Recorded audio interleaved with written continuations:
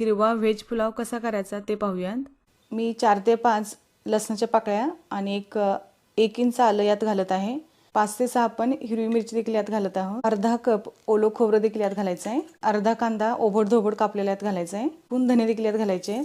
खूप सारी कोथिंबीर यात घालायची आहे. थोडी पानं पुदिन्याची देखील यात घालायची आहेत. बघू शकता 1-2 दालचिनीचे छोटे तुकडे आणि एक जावित्री यात घालत आहे. 2 तमालपत्राची पाने यात घालायचे. कांदा पातळ आणि उभा कापलेला पेस्ट यात घालायची आहे.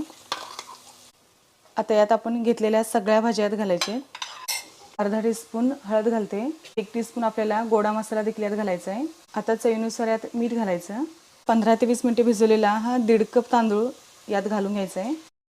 आता यात आपण 1.5 कपासाठी आपल्याला 3 कप पाणी घालावं लागेल.